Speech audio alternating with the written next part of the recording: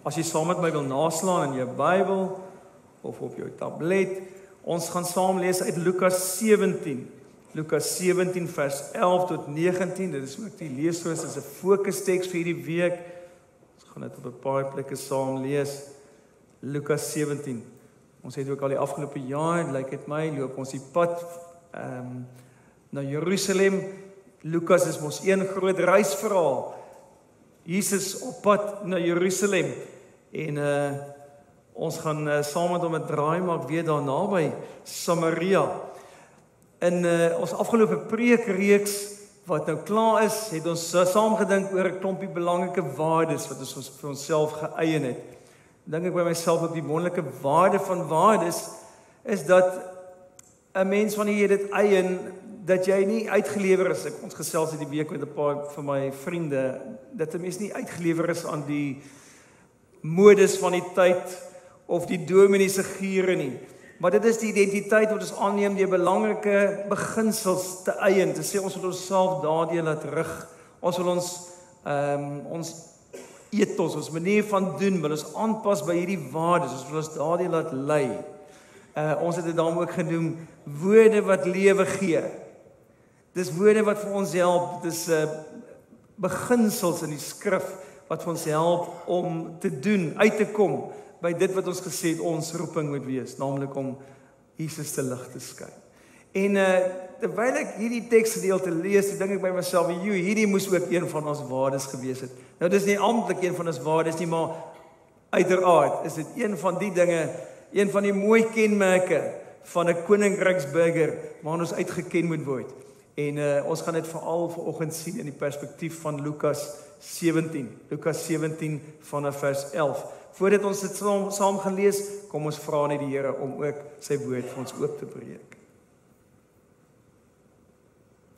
Getroue Here, ons kom uit verskillende plekke vanoggend, verskillende agtergronde, situasies, leefwêrelde, om vanoggend hande te vat in gebed, om saam vir U te kom kniel in aanbidding en dankie te sê. Ja, ons eer U en erken dat U in Jesus Christus na ons uitgereik het, ons kom verlos het van ons doodsbestaan. Help ons om vanoggend ons gedagtes so te fokus dat ons opnuut U genade, ontferming en liefde as geskenke ontvang.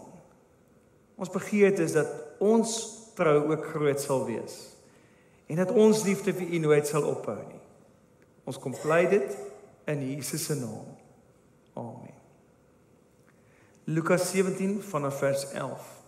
Op 'n keer het Jesus op pad na Jerusalem deur die grensgebied tussen Samaria en Galilea gereis.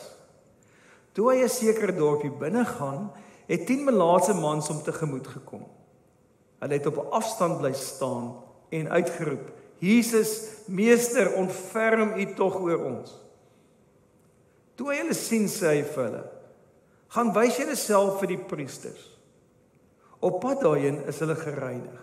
Een van hulle het, toe hy sien dat hy gesond geword het, omgedraai en God met 'n harde stem geloof. Hy het op sy gesig aan Jesus se voete neergeval en hom gedank. Hy was 'n Samaritaan. Jesus antwoord hom toe: "Is daar dan nie 10 gereinig nie? Waar is die ander 9?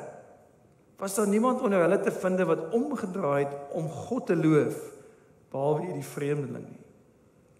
Toe sê hy vir die man: "Staan op en gaan. Jou geloof het jou gered." Tot sover. Ja, mens vergeet dikwels die omvang van wat daar gebeur het, omdat mens nou al so baie die verhaal gelees het, nê. En ek wou dit sommer net met julle deel. Ek is elke keer roer dit my so as ek iets sien van dit wat gebeur tussen Jesus en hierdie desperate persone. Die verskriklike lot van 'n melaatse persoon in Jesus se tyd. Ter dood veroordeelde, afgesny, geïsoleer van die samelewing. Want melaatses kon by niemand uitkom nie, weens hulle dodelik aansteeklike siekte nie.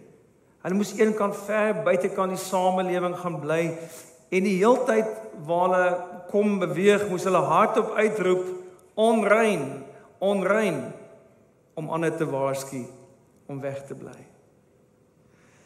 So om 'n melaatse te genees was dis so goed as om daardie persoon van 'n sekere dood te red. Ek kan jouself net probeer indink wat die reaksie moes wees van enige iemand wat so gediagnoseer is en dan van hulle het letterlik hulle ledemate verloor, hulle vingers, hulle tone het afgeval. Van nie sê hoe nie.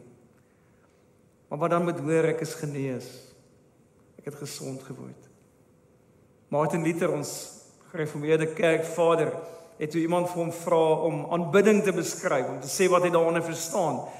Toe verwys hy na hierdie teks en hy sê, die 10de melaatse wat teruggedraai het, dit is ware aanbidding. En ek verstaan hoekom hy so sê, want so lyk aanbidding gebore uit 'n onbeskryflike diepe dankbaarheid. In vers 11 vertel Lukas vir ons, op 'n keer het Jesus op pad na Jerusalem deur die grensgebied tussen Samaria en Galilea gereis. Nou, Samaria en Galilea het reg langs mekaar gelê. Daar was nie 'n fisiese grens tussen hierdie twee nie, maar ons weet almal teen hierdie tyd daar kon net sowel 'n trampmeer tussen hierdie twee dorpe gewees het. Die Jode en die Samaritane het nie by mekaar uitgekom nie. En Lukas sê dit nou nie pertinent nie, maar Jesus het waarskynlik met opset hierdie roete na Jerusalem gevolg. Hy het 'n plan en het 'n boodskap gehad wat hy met sy genesingswonder spesifiek hier wou tuisbring. Want die genesing self is nie iets ongewoon nie, eintlik niks buitengewoon vergeleke met dit wat Jesus reeds die vorige 3 jaar al gedoen het nie. Maar wat anders was Jesus se onder ons hier met 'n Samaritaanse melaatse. Lukas sê vir ons pertinent, hy was 'n Samaritaan.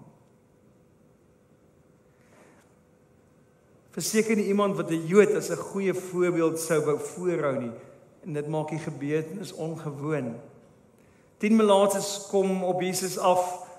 Lees dat dit moes waarskynlik al buite die dorp gewees het, want hulle is nie binne toegelaat nie. En wat 'n hartseer, hooplose prentjie moes dit nie wees nie. Afgeskryfde, uitsiglose siek mense, uitgerangeer, eenkant gestoot. Nie eens hulle siekte sou simpatie wek by 'n Jood nie, want hulle was Samaritane. Maar Jesus is anders. Jesus doen anders as ek en jy. Hy kyk anders na mense. Hy gee om, hy openbaar Vader se ontferming en mag. Hy's toeganklik vir mense wat ek en jy gewoonlik verstoot en vermy. Eugene Peterson vertaal dit so mooi in sy vertaling. Ek weet ek het dit al aangehaal, maar is my bly so mooi in die Message vertaling. Lukas 15 vers 1. By this time, a lot of men and women of questionable reputation were hanging around Jesus, listening intently. The Pharisees and religious scholars were not pleased, not at all pleased. They growled. He takes in sinners and eats meals with them, treating them like old friends. Jesus gee om. Hy's toeganklik. En dit het heel waarskynlik uitgelek aan hierdie groepie uitgestotenes. Want hulle reaksie wanneer hulle Jesus sien is om ontferming te smeek. Vers 13. Jesus meester, ontferm U tog oor ons. Kry ons tog jammer. Wees ons genadig. Roep hulle van ver af. Die getuienis oor sy mag en waarskynlik ook sy deernis het hulle oorgebreek en in hulle absolute magtelose desperaatheid roep hulle tot hom. Dit lyk vir my asof daar 'n stukkie uitgelaat is hier in Lukas. Beskryf nie vir ons, Lukas beskryf nie vir ons wat Jesus doen nie, hoe hy hulle gesond maak of wat hy sê nie. Hierso het ons gehoor sê hy word skoon, word rein, word gesond. Lukas sê dit nie vir ons nie. Hy initieer die genesingswonde deur die melaatses te beveel om hulle self vir die priesters te gaan wys. Nou weet ons ook, hy skrif, jy kan gerus op jou eie tyd weer gaan lees, Levitikus 13 en 14 bevat al die voorskrifte in die wet van iemand wat 'n velsiekte gehad het. As jy vermoed dat jy gesond geword het, dan kan jy jouself vir die priester gaan wys, ook buite die stad. en dan 'n sertifikaat kry om te sê jy kan maar weer aansluit by die gemeenskap. Jy kan maar weer tempel toe gaan. Anders kon jy nie. Want Melaatse, soos ek net gesê het, was 'n doodsvonnis. En Melaatse kon nie in die stad tussen die ander gesondes bly nie. Was gedoem vir sy bestaan om te bedel. En verder nog dit, hierdie dodelike velsiekte is ook deur die ander, deur die samelewing gesien as die oordeel van God. As hulle na so iemand sou kyk, dan sou hulle sê, jy moes iets verskriklik verkeerd gedoen het, dat God jou so straf. Dis God se oordeel. Asof jy dit verdien het, as jy dit gehad het. Die siekte het so 'n persoon is nie net van die gemeenskap geskei nie, maar ook van die gemeenskap van gelowiges, gemeenskap met God wil ek amper sê. Dis hoe so 'n persoon in sy gedagtes ook moes dink. Jesus stuur hulle weg. Op 'n manier openbaar elkeen van hierdie melaatses geloof in Jesus se krag, dink ek by myself. Want hulle gehoorsaam hom om te gaan. Hulle het hom om ontferming gesmeek en nou doen hulle wat hy hulle beveel het. En die wonder gebeur soos wat hulle in geloof handel.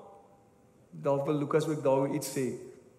Ons moet die wonders verwag terwyl ons in geloof handel. Dalk is dit ook iets, nee. Al 10 word genees. En almal van hulle moes tog uitermate bly en dankbaar gewees het oor dit wat met hulle gebeur het. Toe hierdie wonder, die genesing, die redding, toe hulle dit ontdek het aan hulle liggame. Ek kan nie dink dat dit anders moes wees nie. Of hoe dink julle? Maar daar's een agter in die groep, die een wat oor sy skouer kyk in die rigting van waar hulle gekom het, en hy hou sy hande omhoog, asof hy wonder, wie is hierdie man wat ons genees het? Hoe is dit moontlik? Wie is hy? 'n Oorweldigende ontzag en 'n bewussyn van God se grootheid. En hy draai terug na Jesus toe, en waar hy vroeër oor homself uitgeroep het, onrein, onrein, roep hy nou vol lof tot God uit. Wanneer mens die 9 met hierdie een vergelyk, is die 9 op pad na die priester om te sê, kyk na my, ek is gesond.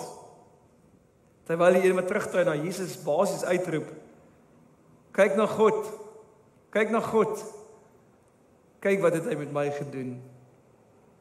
En toe hy by Jesus kom, gaan hy voort in dieselfde gees, hy val voort op die grond vir Jesus neer, lê by sy voete in aanbidding.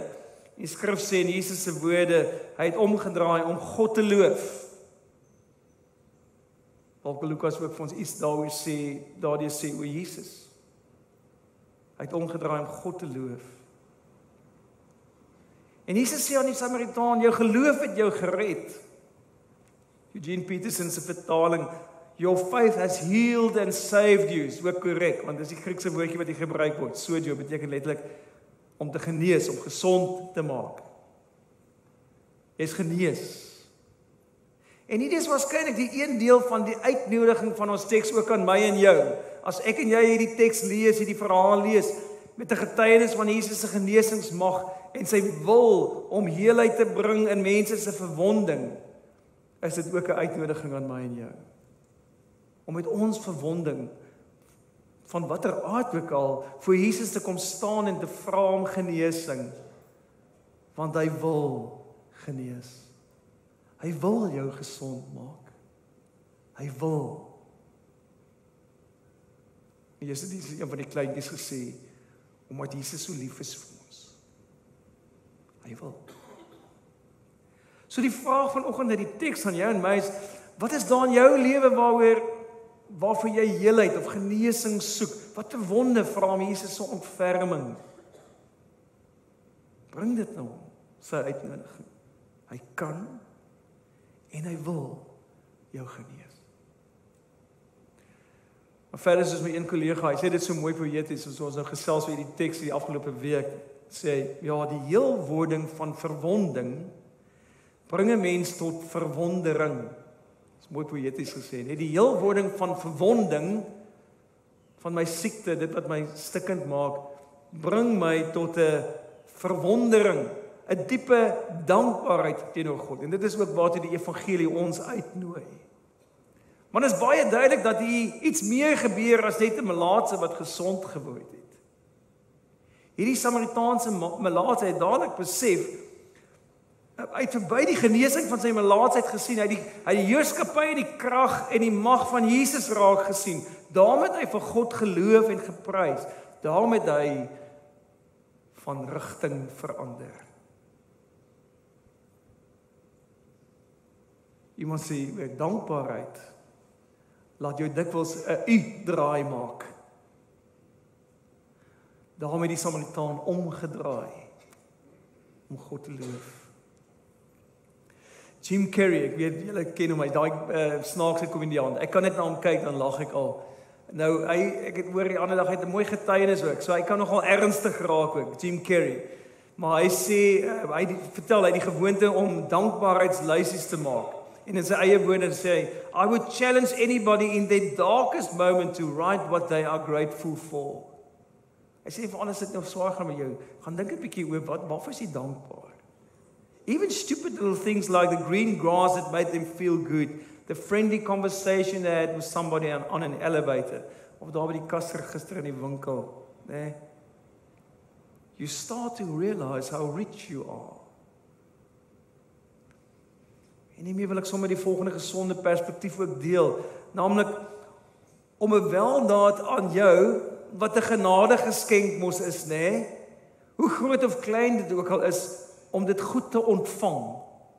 Mens moet partymal dit ook leer doen. Om 'n genade geskenk aan jou goed te ontvang, nê? Eerstens, as 'n begunstigde, is ek heeltemal bewus daarvan dat 'n weldaad 'n genade geskenk is wat van buite myself gekom het. En as ek intelligent is, besef ek het dit nie verdien nie. Ek het dit nie verdien nie. Ek kan nie, soos daar soms van sommige ouens gesê word, entitled wees daaroor nie. Julle het dit al gehoor, nee, ek hoor dit partymal. Ag, ek wil nou nie sê waar ek het gehoor nie, maar party mense voel die lewe skuld my iets. Die lewe skuld my. Maar die lewe en God skuld my en jou niks nie. Dit is interessant, Jesus het dit juist so 'n bietjie vroeër in Lukas 17 vers 10, gaan lees gerus dit, vir sy disippels probeer leer, en ek dink dit is een van die geheime van gelukkig lewe, om te besef, God skuld jou en my niks nie.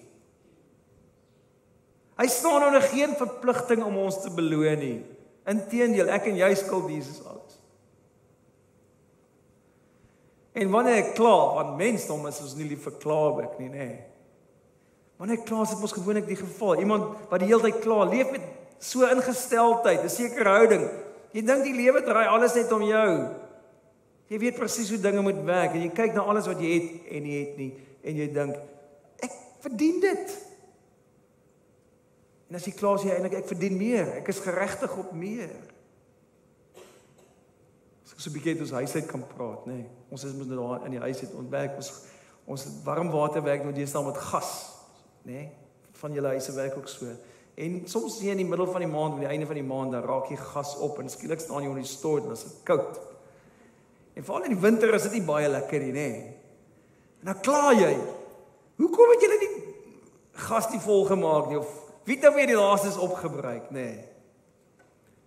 Ons kla. Ek verdien meer. Mike Bernard sê so mooi, hy sê ons westerlinge kla gewoonlik oor goed wat ander ouens nie eens het nie. Ek kla oor die warm water, maar ander ouens nie eens lopende water tot hulle beskikking het nie, nê? Ek kla oor my motor wat heeltyd breek, maar ek het 'n motor wat kan breek. Ja. Ek het 2 motors wat kan breek. En ek kla. Dankbaarheid is die teenoorgestelde van kla.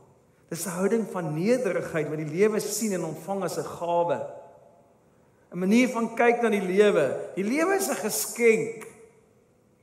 Dit het niks te doen met wat en hoeveel jy het nie. Paulus gee weer eens die opdrag. Hy sê Kolossense 3 vers 15, wees altyd dankbaar. Dit is nie asof daar geleenthede is wat jy nie dankbaar moet wees nie. Wees altyd dankbaar. Tweedens, 'n goeie begunstigde of ontvanger ontvang weldade met genade. Ons dink nou daaroor hoe om ook te ontvang, nê. As iemand my komplimenteer, redeneer ek nie eens daaroor nie en sê, ag, man, jy sê ek is slim, maar jy moet die onnoosel ding sien wat ek verlede week aangevang het. O, mens, ek is stupid. Nee, jy ontvang 'n kompliment met grasie, sê mooi dankie. Dit beteken vir daai ou wat dit gee ook baie, sê mooi dankie sê. Derdens is 'n goeie begunstigde, beperk ek nie my dankbaarheid tot die soort wat spontaan uitborrel nie. Natuurlik borrel dit dikwels spontaan uit, want wat die hart van vol is, loop die mond van oor mos, nê. Maar dis ook 'n goeie dissipline. Ek besef nie altyd hoe bevoorreg ek is nie. Partymal moet ek gaan stil staan en net nadink en sê, "Jy dankie." 'n Goeie dissipline. Dis bedagsaam, dis 'n wilsdaad. 1 Tessalonisense 5 vers 18. Wees in alle omstandighede dankbaar, want dit is God se wil vir julle in Christus Jesus. Ons moet die dissipline inoefen. Daarom is wat Brian McLaren sê so belangrik, hy skryf, hy sê, gratitude may be the greatest secret to happiness there is. Ek sê dit dikwels vir die paadjies wat ek so pad mee stap as hulle pad is om te trou. Ek sê onthou, om gereeld, dis 'n dissipline, om gereeld vir God, vir jou vrou of jou man dankie te sê, ondanks sy foute, ondanks haar tekortkominge.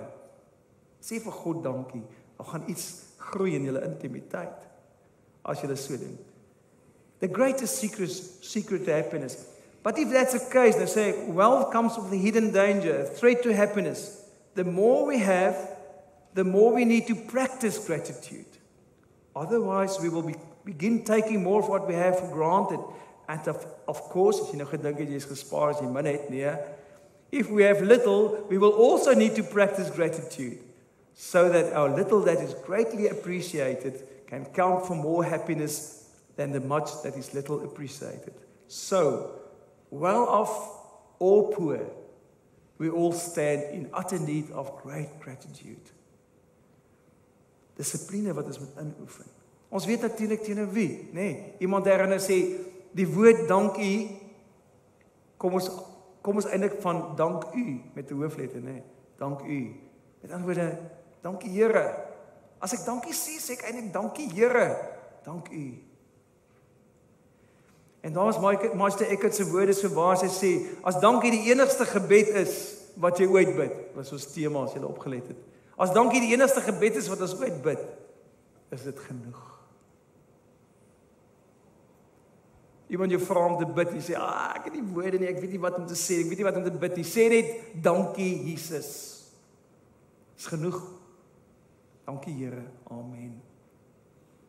Dankie Here vir, en jy kan 'n hele lang lys maak. As altyd nog iets waarvoor jy nie dankie gesê het nie. Ek moet dit tog uithaal na vanoggend se diens, so stuur iemand vir my 'n WhatsAppie met so 'n mooi prentjie van Nathaniel op. Ek moet dit nou net gou vinnig kry. Nathaniel wat sê, kry elke dag iets om voor dankie te sê, al is dit vir die gang wat jou yskas toe vat, of jou nek sodat jou kop nie op jou bors hang nie. En as jy jou vraggies niks het om voor dankie te sê nie, koop vir jou hond en doop hom dankie, sodat jy 'n paadjie kan skree, dankie. Ek het dit by die. Soms het loop, so betaal mense terug. Hoe betoon ons dankbaarheid aan God vir sy onverdiende genade? En natuurlik deur ons gehoorsaamheid, maar veral, en Jesus leer ons, deur ander te dien, deur ons diensbaarheid. Die gerigtheid van ons geloof op Jesus, hoe klein groot dit ook al mag wees, ons dankbaarheid moet uiteindelik uitloop op ons dienskneg wees. Dis wat belangrik is. Herinner Jesus. Sue Bender skryf in haar boekie Everyday Sacred, hoe sy die gewoonte, die houding van dankbaarheid ontwikkel het. En dit het alles blykbaar te maak met 'n ontploffende kalkoen. Nou ja, toe ek dit lees, toe is my aandag gevang en ek wil weet, hoe is dit nou moontlik? Sy vertel met 'n glimlag, sy en haar man Richard het op die ouderdom van 60 en 63 onderskeidelik besluit om uiteindelik groot te word, verantwoordelik te wees, en hulle was nou nie altyd baie praktiese mense raak in hulle finansies nie. Hulle besluit hulle sal na 'n prokureur toe gaan om vir hulle testament op te stel, 'n trust te skep vir hulle kinders. En die eerste vraag wat die prokureur vir hulle vra is, Wat sou julle doen in die geval van 'n ontploffende kalkoen? Wat 'n interessante vraag is dit nou nie, nê? Ja, sê hy, wat as julle as familie vir Thanksgiving bymekaar is en die kalkoen ontplof en julle almal sterf, wie kry dan julle aardse goed? Interessante manier. So vertel hierdie amusante vraag het toe 'n wonderlike uitdaging ontwikkel. Dit was 'n geleentheid om nie na te dink oor al die mense in hulle lewens, oor al die geleenthede om dankbaar te wees en om dankbaarheid te bewys ook. En net daar besluit sy toe ook om 'n nuwe ritueel te skep. Sy sou stil word aan die einde van elke dag, selfs op moeilike en uitdagende dae, en 'n lysie maak, 'n dankie sê lysie. Want sy sou self elke dag afvra, teenoor wie en waarvoor is ek alles vandag dankbaar? Dalk hoor jy ook Paulus se woorde hierin resoneer. Wees in alle omstandighede dankbaar, want dit is wat God in Christus Jesus van julle verwag. Hoor jy iets van die belangrikheid in Paulus se woorde van dankie sê ook as 'n opdrag? God vra dit van ons. Brian McLaren wat ons net nou aangehaal het sê, when you start practicing the presence of God, then thanks means waking up to the presence of God with which He blesses us. Wees wakker vir die geskenke wat God vir jou gee. Practice gratitude by naming those presents of God. Sê dit terug vir God. Sê dit vir die mense om jou, tot eer van God. Bevorder jou eie dankbaarheid. Oefen dit in, want jou dankbaarheidsvlakke kan verhoog. Dit kan meer word in jou lewe. Hoe? Ons teksgedeelte help ons op 3 maniere. Die eerste een is om na te dink oor jou ervaring, oor die geskenk wat jy ontvang by God. Om daarmee nou om doelbewus te gaan sit en na te dink oor dit wat God vir jou gee. Vers 15 lees ons en een van hulle toe hy sien dat hy genees is. Hy het besef. Hy het agtergekom daar's iets waarvoor ek dankbaar kan wees en hy het teruggedraai na Jesus toe. Dit is sommer net so interessant. Die sielkunde leer ons dat jy as jy elke dag vir 6 weke lank 3 dinge kan neerskryf waarvoor jy dankbaar is, dan skryf jy 'n artikel, then your mind will change your brain. Jou brein gaan anders begin funksioneer en jy gaan positiewer leef en dink. Sommer net so, dis van in die sielkunde. As jy dit wil, kom ek sê dit weer die resep as jy dit wil probeer. 6 weke lank 3 dinge kan neerskryf aan die einde van elke dag waaroor jy dankbaar is. Oefen dit met jou kinders, jou kleinkinders, jy saam weet. Waarvoor is ons vandag? Kom ons noem elkeen een ding waarvoor ons dankbaar is vandag. Die tweede een is aanbidding. Ja, ek dink is ook van die wonderlike winste in ons saam wees is ons vir God hier aanbid, saam aanbid, nê. Lukas 17 vers 6 en hy voor die voete van Jesus neergeval en hom gedank. Aanbidding beteken jy heg die meeste waarde aan iets of iemand. Jy aanbid dit wat vir jou die belangrikste is. Hierdie Samaritaan het neergeval vir Jesus en vir Jesus gesê, U is vir my die belangrikste van alles. God is vir my die belangrikste. En as jy sukkel om dit te doen, as dit jou aan die woorde ontbreek, vat die Bybel, blaai in die Psalmboek. Daar's wonderlike aanbiddingspsalms. Lees dit as deel van jou gebed. Bid die psalms. Jy bevorder jou dankbaarheidsvlakke. Ek het sommer die week het ek sit ek op my WhatsApp groepie vir die belydenisgroep. Ek sê, is daar nie een van julle wat my psalm wil kom lees nie? Nou daar was 'n paar wat goeie voornemens gehad het, maar hulle het nog almal vakansie, so hulle sê, ag jammer Dominee, maar nou nie hierdie keer nie. Maar ek wil graag gehad een van hulle moes Psalm 138 in die Message vertaling. As jy die Message vertaling gaan lees dit 'n bietjie, dis aangrypend mooi. Dis 'n danksegingspsalm. Ek gaan dit nou in Afrikaans bid, maar gaan lees dit bietjie in die Message vertaling, is so mooi. Aanbidding. Die derde een is gaan en getuig. Vers 19, Jesus sê vir die Samaritaan, staan op en gaan. Ek wonder waartoe sou hy heel eers gegaan het. Ja, waarskynlik sou hy nou eers by die priester gaan wys het, net soos hy moet, maar waarna sou hy dan eers gegaan het, dink julle? Ek dink hy sou huis toe gegaan het. Na sy eie mense toe, vir wie hy so lief was, wat hy nooit meer sou kon sien, as hy siek geword het nie. Gaan huis toe, dis wat ek Jesus hoor sê. Gaan vertel eers by jou eie huis, wie is die bron van jou lewe? Iemand het een keer gesê om te getuig is juist dit. Een bedelaar wat vir 'n ander vertel waar om brood te kry. Dis om te getuig, nee. Gaan vertel vir mense waar jy die brood wat lewe gee, wat jou gesond gemaak het, gekry het. Ek gaan klaarmaak met 'n storie. Tauler van Strasbourg is 'n heilige van die 14de eeu. Hy stap op 'n dag verby 'n bedelaar en hy sê vir hom, mag God aan jou 'n goeie dag gee, my vriend. En die bedelaar antwoord dadelik en hy sê, ek dank God dat ek nog nooit 'n slegte dag gehad het nie. Tauler is vir so 'n oomblik uit die veld gestaan en hy reageer toe so, hy sê, God gee aan jou 'n gelukkige dag, my vriend. En die bedelaar onmiddellik antwoord hy, ek dank God dat ek nog nooit ongelukkig was nie. Dis nou interessant, kom in 'n verhaal van 'n bedelaar, nê. Dadelik kon sy nuuskierigheid nie bedwing nie en hy vra nooit ongelukkig nie. Wat bedoel jy, vriend? Wel, antwoord die bedelaar, as dit mooi weer is, dank ek vir God, wanneer dit reën, dank ek vir God, wanneer ek baie het, sê ek dankie, en wanneer ek honger is, sê ek ook dankie. En aangesien God se wil my wil is ek tevrede met wat ook al vir hom tevrede maak. Waarom sal ek dan ongelukkig wees wanneer ek nie is nie? Wie is jy? Vra Tauler vol bewondering. Ek is 'n koning, antwoord die bedelaar. 'n Koning? Nee man, waar is jou koninkryk? En rustig maar, baie versekerd fluister hy, in my hart meneer. Daarom weer Meester Eckhart se woorde, as dankie die enigste gebed is wat jy bid, is dit genoeg. Kom ons draai ook om en gaan sê dankie. Amen. Liewe Here, my dankbare hart kom staan is vanoggend voor U. Dis dalk nodig dat ons dit gereeld doen, meer gereeld as wat ons dit doen.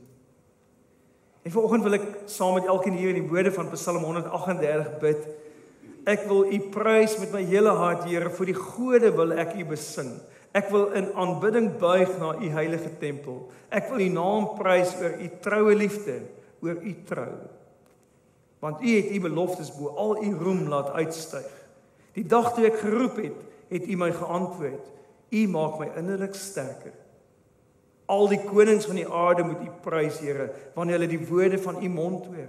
Hulle moet sing oor die weë van die Here. Groot is die heerlikheid van die Here. Ja, verhewe is die Here, maar nederig gesien hy raak en hoogmoedig gesken hy van ver af. As ek in diepe benoudheid verkeer, bewaar U my lewe. Teen die toorn van my vyande steek U hand uit. U regterhand verlos my. Die Here self tree vir my in. Here, U troue liefde duur vir ewig. U handewerk moet dit tog nie laat vaar nie. Ja, Here, ons wil U loof vir al U goedheid en genade wat U elke dag so oor ons uitstort. Ons het dit nog nooit verdien, Here. Dankie vir die asem wat ek kan inadem, vir die son wat elke dag opkom, vir kos, vir rus, vir gesondheid, vir mense wat my liefhet. Dankie vir die vrede in my hart, vir U woord wat lig bring, vir U gees wat my lei. Dankie dat U my dra deur elke uitdaging, in my vashou en my swakheid. U seëninge is meer as wat ek kan tel, Here, en U trou duur van geslag tot geslag.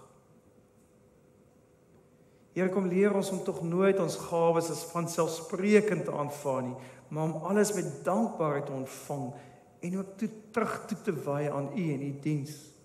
Mag my lewe elke dag 'n loflied tot U eer wees. Amen. Kom ons sluit af met ons slotlied, daardie mooi toewydingslied, lied 308. Neem my lewe, laat dit Heer, U gewy wees meer en meer. Laat my hart gedurig juig en van dankbaarheid getuig. Kom ons sing vers 1, 2 en 5 en dan bly ons staan vir die seënbede.